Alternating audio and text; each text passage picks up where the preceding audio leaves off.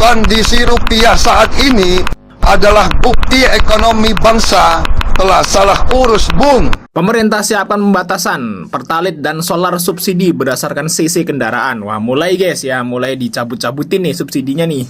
Guys, utang negara kita udah mencapai 10.000 T kayak. Naik guys. Naik Rp 280 T hanya. Apakah Ustadz setuju jika kurban dan akikah dikelola oleh pemerintah? Utang menggadang. Negara kau berutang. Setiap anak yang lahir kau berutang. Indonesia gelap. Matanya buram, Indonesia gelap. Indonesia terang. Ada yang mau kabur. Ada yang mau kabur, kabur aja. Kok kabur aja ke sana? Mungkin ada yang mau kabur ke Yaman. Breaking news, Kamar Dagang China mengirimkan surat ke Pak Prabowo langsung mengenai protes soal kebijakan hingga iklim investasi di Indonesia. Sampai Ustadz Abdul Somad para sahabat berbuka suara tentang isu korban yang katanya mau diurus negara. Apa haji diurus negara dikorupsi, zakat diurus negara korupsi, apalagi kurban. Kurban mau diurus negara katanya untuk bayar hutang. Assalamualaikum warahmatullahi wabarakatuh. Jumpa lagi para sahabat dan teman-teman dengan Mas Farhan. Gimana kabar-kabarnya? Semoga kalian semuanya sehat-sehat saja. Yang baru bergabung di videonya Mas Farhan, terima kasih banyak-banyak yang sudah setia menonton di channel ini. Saya doakan semoga kalian semua dimurahkan rezekinya, dipanjangkan umurnya, dijauhkan dari malak bahaya oleh Allah Subhanahu wa taala. Amin amin ya rabbal alamin. Oke para sahabat dan teman-teman, di video kali ini Mas Farhan akan nge-reaction beberapa video yang sudah di-tag di TikTok Mas Farhan tentang kasus korupsi yang ada dekat di Indonesia. Ini yang ganjil, banyak netizen-netizen yang membela tentang Nadiem ini para sahabat. Ini merupakan Menteri Pendidikan yang tahun sebelumnya macam itu. Bahkan ada kata-kata hukum di negaraku lebih menyeramkan dari hukum di akhirat. Karena si Nadiem ini juga menciptakan 4 juta lapangan pekerjaan dan sekarang malah dikena hukum penjara sebesar 4 tahun selama 4 tahun dan juga denda 2,75 triliun macam itu uang para sahabat. Ini apa benda lah Indonesia ini kan. Bukan aku nak membela si Nadiem ini para sahabat, tetapi banyak netizen membuka fakta bahwasannya untuk persetujuan untuk membeli naik bot itu yang masa COVID 2020, 2021, 2022 ya para sahabat. Ini yang beli knockboat itu yang kata mereka dapat persetujuan dari presiden yang sebelumnya. Kenapa sekarang ini malah isu tentang ini para sahabat? Bahkan dikenakan denda juga kalau tak bayar, katanya asetnya akan disita macam itu para sahabat. Ini merupakan apakah Indonesia sudah sangat membutuhkan uang untuk membayar hutang macam itu. Bahkan korban yang kemarin juga sempat viral sudah terdengar ke telinga Ustadz Abdul Somad. Apakah dana kurban ini harus pokoknya dana kurban ini dimasukkan ke negara macam itu para sahabat. Dan para sahabat penasaran kan seperti apa videonya? Kita simak sama-sama. Apa-apa benda boleh komen di bawah. Mas Farhan akan ringkasi videonya. Kita tonton sama-sama. Let's go. Awalnya gue speechless banget waktu Nadiem Makarim ditangkap sama KPK atas kasus korupsi Chromebook. Gue mikir, bisa-bisanya ya orang yang visioner, yang punya jasa buat Indonesia, membuka lowongan banyak banget, dan karena jasanya dia terciptalah gojek-gojek, ojol-ojol di Indonesia yang pengemudinya yang bisa bertahan hidup dari situ berjuta-juta orang. Kok bisa ya? Bisa sampai kepikiran mau korupsi, padahal untuk mendapatkan jabatan yang dia jabatin dulu itu dia harus keluar dari inovasinya. Dia harus rela untuk tidak menjadi CEO lagi. Terus gue ikutin persidangan demi persidangan. Ternyata banyak banget yang nggak kebukti. Banyak yang nggak kebukti, tuduhan-tuduhan dari jaksa pun banyak yang nggak kebukti. Dan bahkan dibantah sendiri oleh saksi-saksinya. Bahkan terdakwa lainnya sendiri pun ditanya, itu juga nggak mengakui kalau Nadiem Makarim itu terlibat. Tetapi kok bisa vonis hukumnya 28 tahun? What the fuck Indonesia? Terus dendanya sampai triliunan. Kurang lebih 5 triliun. What? Sedangkan korupsi 271 triliun cuma dihukum berapa?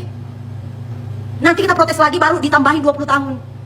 Dendanya cuma berapa miliar. Padahal terbukti 271 triliun melakukan penyelewengan. Indonesia paling enggak, hukum di Indonesia mempertimbangkan jasa Nadiem Makarim. Woi, jasanya lebih besar dari pemerintah Indonesia membuka lowongan kerja. Lowongan kerja loh yang dia buka. Coba bayangkan kalau tidak, dia nggak membuka inovasi di Indonesia, dia nggak memikirkan Indonesia pulang membawa inovasinya dengan Gojek yang ada sekarang. Pemerintah memang bisa membuka lowongan segede itu, berinovasi sebesar itu bisa. Pertimbangkan dong Indonesia, pertimbangkan. Ya ampun, hargai jasa-jasa orang yang membangun Indonesia.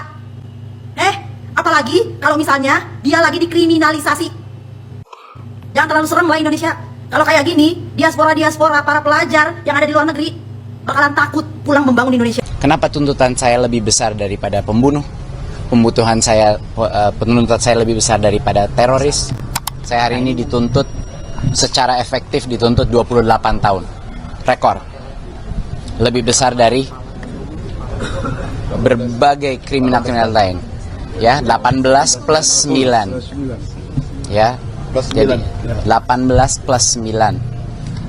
Dan plus 9 itu adalah uang pengganti. Dan uang pengganti itu adalah jauh di atas harta kekayaan yang saya punya. Jadi bisa bayangkan, itu artinya otomatis saya dituntut oleh kejaksaan 28 tahun. Untuk kesalahan apa? Tidak ada kesalahan administrasi apapun, tidak ada unsur korupsi apapun dalam kasus saya, dan seluruh masyarakat sudah mengetahui. Jadi saya bingung, kenapa tuntutan saya lebih besar daripada pembunuh, penuntutan saya lebih besar daripada teroris. Nah, ini mungkin adalah karena di dalam alur persidangan ini sudah terang benderang bahwa saya tidak bersalah, tetapi karena takut saya bebas, angka yang begitu tinggi dilemparkan kepada saya. Dan yang lebih menyakiti hati saya, dan ini hal yang saya tidak mengerti karena saya sudah mengabdikan diri saya 9-10 tahun kepada negara ini, bahwa ada uang pengganti. Jadi tidak cukup saya dimasukkan ke penjara. Guys, utang negara kita udah mencapai 10.000 T kayak. Naik guys.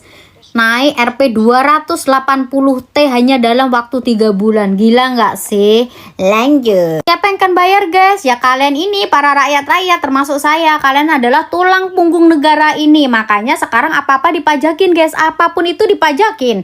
Semuanya dipajakin. Kalian beli rumah dipajakin. Jual rumah kena pajak. Kalian belanja di supermarket kena pajak. Kalian mau makan enak aja dipajakin. Kalian beli motor kena pajak. Jual motor kena pajak. Tiap tahun bayar pajak. Apapun itu yang kalian aku dipajakin. Bahkan sekarang katanya waktu tuh yang KTP mau disambungin ke bank kalian ini, ngerti nggak? Itu akan intinya pengeluaran kalau kalian nafurnya gede itu akan dipajakin. Pokoknya tuh semua serba dipajakin ya guys. Dipajakin. Tapi apa yang kalian dapat? Rumah sakit gratis, yang katanya gratis. Apalagi ya? Apa sih? Banyak banget yang kata-katanya, omon-omonnya tuh banyak banget. Jadi semangat buat kalian yang menjadi tulang punggung untuk negara ini, termasuk saya, untuk apa? Untuk mensokong dan mensupport. Karena pajak tuh banyak banget dikoruptor sama ya pejabat yang buat ngidupin enak mereka. Kita bayar pajak, tulang punggung negara itu buat ngebantu para pejabat, buat bayar utang para negara ini, buat memperkaya pejabat. Bener kan? Apa-apa dikorupsi dari uang pajak. Contohnya uang makan gubernur Kaltim aja berapa kemarin? 20 T ya, 10 M atau berapa? Itu katanya udah nurun ya kan. Biaya bangun kantor kemarin berapa? 25 M.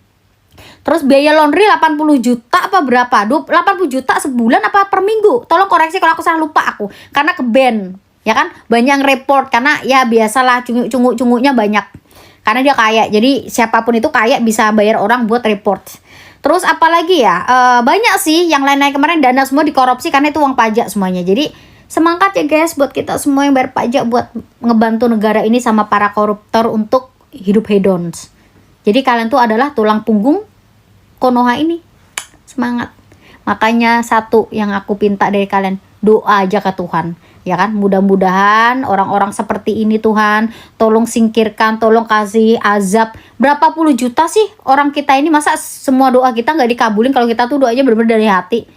Kita doain aja semuanya yang koruptor yang ini tuh meninggoy gitu, ya kan? Kondisi rupiah saat ini adalah bukti ekonomi bangsa telah salah urus, Bung. David Effendi. Hampir semua nilai tambah dinikmati bangsa asing. Apakah Ustadz setuju jika kurban dan akikah dikelola oleh pemerintah?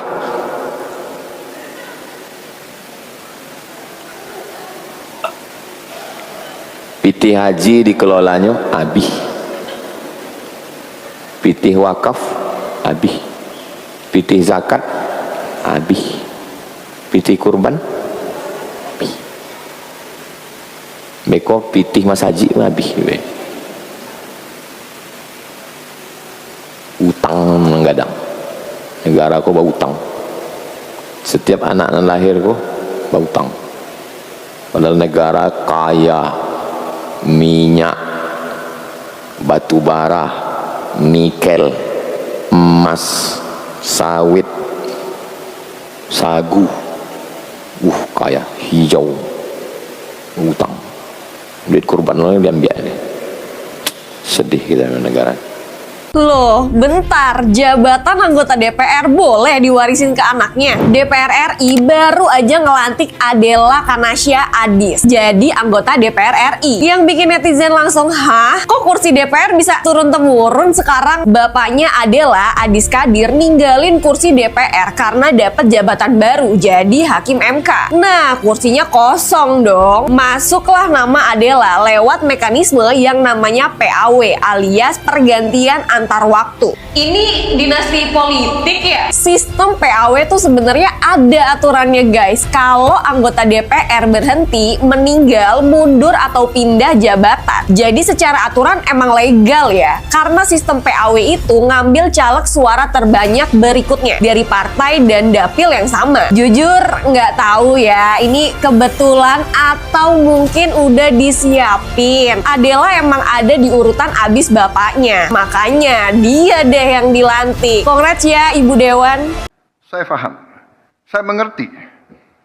Jenderal-jenderal, pejabat-pejabat, menteri-menteri, saya tahu gaji kalian kecil. Gaji kecil? Apa? Ulangi Pak, gaji kecil. Gaji jenderal, pejabat, para menteri kecil Pak. Kecil, yang kecil itu gaji kuli, gaji sopir, gaji buruh, gaji pengemis, gaji tukang ojek, gaji petani, gaji tukang bangunan, itu yang kecil. Bapak bilang seenaknya gaji jenderal, gaji pejabat, gaji menteri kecil-kecil dari mana Pak? Oke, gaji kecil, tapi kehidupan mewah. Kemana-mana dibiayai negara, rumahnya besar, mobilnya bagus, kemana-mana pakai pesawat, tidur di hotel yang mewah, dikawal pengawal banyak. Itu gaji kecil Pak. Kalau gaji kecil, para jenderal, pejabat, dan menteri itu hidupnya di kos-kosan, di kontrakan. Atau enggak, di rumah KPR lah minimal. Ya. Pemerintah siapkan pembatasan Pertalite dan solar subsidi berdasarkan CC kendaraan. Wah, mulai guys ya, mulai dicabut-cabutin nih subsidinya nih. Mulai dibatas-batasi guys ya. Nah, ini buat tentu aja ya buat program pemerintah yang paling utama yaitu MBG dan Merah Putih ya. Harus terima ya masyarakat ya, kan dapat makan gratis. Breaking news, Kamar Dagang China mengirimkan surat ke Pak Prabowo langsung mengenai protes soal kebijakan hingga iklim investasi di Indonesia. Jadi kurang lebih suratnya itu seperti ini guys, dan ini pembukaannya aja ya. Nanti ada isi-isinya juga, tapi di sini ada poin-poin penting, yaitu di sini ada tertulis juga mengenai korupsi. Jadi intinya ada beberapa poin-poin penting yang dikeluhkan oleh investor atau pebisnis China yang menanamkan modalnya itu di Indonesia. Jadi sebelum itu guys, Kamar Dagang ini apa sih maksudnya? Jadi Kamar Dagang ini adalah lembaga yang mewakili dari investor-investor dan pebisnis China yang menanamkan modalnya itu di Indonesia dan berbisnis di Indonesia langsung. Jadi salah satu protesnya ini ada mengenai soal kenaikan dari tarif royalti nikel atau tambang-tambang lainnya. Soalnya kemarin itu pemerintah katanya berencana untuk menaikkan royalti tambang. Ya otomatis kalau royalti dinaikkan, maka margin dari perusahaan tersebut akan tergerus ya. Nah, selanjutnya mereka itu juga protes soal pembatasan produksi nikel di dalam negeri. Ya kemarin itu soalnya pemerintah ada membatasi produksi nikel untuk menjaga harga nikel itu tetap tinggi ya. Nah tapi dengan pembatasan ini ya pabrik-pabrik otomatis produksinya akan menurun. Lalu mereka juga menyoroti soal uang dari devisa itu yang ditahan selama 1 tahun sebesar 50%. Lalu ada juga mengenai visa ketenaga kerjaan. Nah, lalu mereka juga menyoroti soal regulasi yang berubah-ubah. Mereka juga menyoroti guys soal pungli dan korupsi di tempat mereka itu menjalankan bisnis ya. Ya kita tahu lah ini sudah rahasia umum ya bahwa di tempat-tempat seperti itu pasti banyak sekali pungli dan pejabat-pejabat daerah yang meminta uang ya untuk memuluskan proyek di sana. Tentu saja ini sangat membebani pebisnis dan investor China yang berbisnis di Indonesia. Tentu ini sebenarnya kabar buruk guys, karena mereka itu mau gimana pun itu menciptakan lapangan kerja yang sangat banyak. Dikabarkan itu sekitar 400.000 tenaga kerja yang mereka bisa hasilkan. Ya otomatis ini sangat membantu perekonomian negara ya. Dan kalau mereka sampai cabut, ya ditambah lagi lah belakangan ini banyak sekali investor yang cabut dari Indonesia karena ya itu tadi guys yang faktor-faktor tadi ya. Dan itu menyebabkan rupiah jebol dan IHSG hancur saham Indonesia ya. Ya sebenarnya menurut gue ini pemerintah sudah harus benar-benar serius ya. Ini benar-benar kita tuh sekarang sedang terjepit, ekonomi kita sedang sangat-sangat kritis dan seharusnya itu benar-benar ada kebijakan yang sangat-sangat radikal untuk mengatasi permasalahan ini. Yang mudah-mudahan saja Pak Prabowo itu menotis kesalahan ini dan mengambil tindakan yang cepat. Jangan sampai semuanya itu terlambat ya. Indonesia gelap. Matanya buram, Indonesia gelap. Indonesia terang. Ada yang mau kabur. Ada yang mau kabur, kabur aja. Kok kabur aja ke sana? Mungkin ada yang mau kabur ke Yaman. Nah, itu dia para sahabat dan teman-teman video yang sudah kita simak. Bahkan Ustadz Aldus Somad para sahabat berbuka suara tentang isu kurban di tahun ini katanya mau diurus pemerintah para sahabat. Haji diurus pemerintah, habis macam itu. Zakat diurus pemerintah, habis itu. Dan juga wakaf diurus pemerintah, habis macam itu. Intinya dikorupsi macam itu para sahabat. Dan sekarang kurban para sahabat katanya mau diurus pemerintah. Dari saking utang yang menimpuk Indonesia sekarang, negara Indonesia, karena terlalu menghambur-hamburkan uang sih. Ini sebenarnya dari isu Sinadem ini para sahabat tentang netbook itu, katanya dari presiden sebelumnya. Kalau Mas Farhan menggali tentang informasi dari Presiden Bapak Jokowi, para sahabat, bahkan disetujui dari dari orang-orangnya Bapak Jokowi macam itu, pendamping-pendamping dan menteri-menterinya Bapak Jokowi sebelumnya macam itu. Bahkan si Nadiem ini juga berjasa menciptakan lapangan pekerjaan dengan dengan menciptakan aplikasi Grab, Gojek, dan juga selainnya para sahabat. Ini sudah 4 juta lapangan pekerjaan kalau Mas Farhan tengok gali-gali. Bahkan netbooknya pun ada sebuah video itu bisa digunakan macam itu. Tak semacam tak digunakan langsung lah macam itu para sahabat. Ini bahkan sampai viral ke Malaysia para sahabat. Orang Malaysia pun juga menyoroti isu panas yang ada dekat di Indonesia. Yang baru-baru ini utang dekat Indonesia sudah bertambah, sudah 1 triliun, bukan 1 triliun itu, 1000 triliun, 1000 triliun para sahabat. Ini makanya kata mbak-mbak tadi itu, kita ini harus semangat bekerja karena ini tulang punggung negara. Itu bukan tulang punggung keluarga sekarang, tulang punggung negara. Bahkan kalau kita menengok para sahabat sebuah video yang kita tentang politik dekat Indonesia para sahabat, mirislah, harus diperbaiki. Bahkan Bapak Prabowo mengatakan gaji para menteri-menterinya sedikit lah.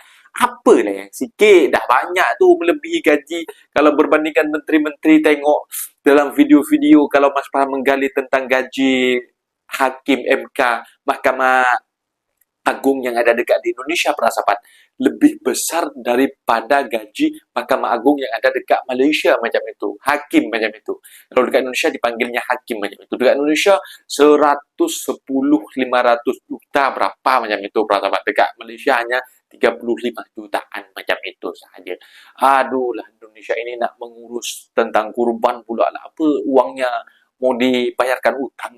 sama negara macam itu. Banyak yang berkomentar semacam itu, para sahabat.